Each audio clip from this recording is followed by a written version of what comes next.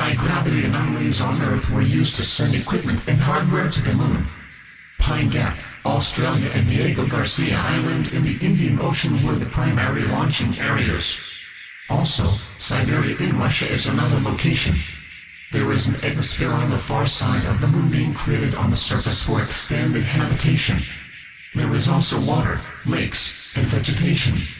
They are literally turning it into a habitable colony. From there, the world government decided to go to Mars in March of 1959.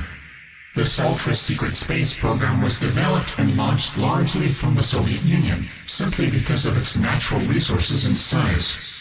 They could virtually do everything in secret. Upon first arriving on the moon, the World Order astronauts, with help from the Greys, reopened the ancient underground facility. We've had a working colony on the moon since 1961 according to the Andromedans. When the Apollo astronauts landed on the moon, the World Order had been there for some time. This knowledge and technology was with help from the lower levels of NASA and our military. NASA has been used as a blind to keep the people from truly knowing what was going on over there. The astronauts were silenced under threats and they remain so today. I would like at this point to share some old history or events that the Andromedans say is important. I have not been able to find any information about these events. However, because the Andromedans specifically brought it up, I am going to share it. In 1953, Earth satellites and radar showed large objects coming towards Earth. These were gray motherships. These time-traveling spacecraft were the same craft seen near Venus in 1787, 1788, and 1789.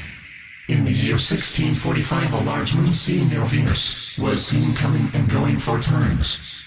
This was a mothership from Series B in November of 1844. The large craft seen illuminating part of Mars was an Orion mothership. The same craft illuminated Mercury in 1799. The same craft, which is spherical, crossed the Sun on March 26, 1859. On the eclipse of July 29, 1878, the 2 large glowing bodies seen between Mercury and Venus were Pleiadian and Andromedan motherships, moving through a part of the galaxy. In 1783 and 1787, the large bright lights that were seen on the moon were not volcanoes.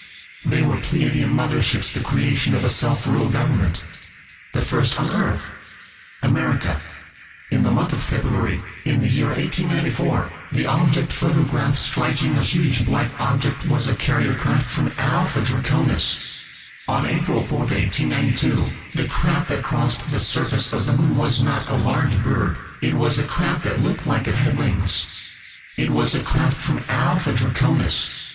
This same ship was last in the solar system on January 27, 1912. Ladies and gentlemen, this time in which we now live is and will be known in our future as the end of the innocence. We, as a planetary race, must commit ourselves to the idea that truth must survive. We have major challenges to face, and whatever is the truth, we must do all that is necessary to stick together. We have been torn and tattered, we have been betrayed. But please, let's not give up on each other.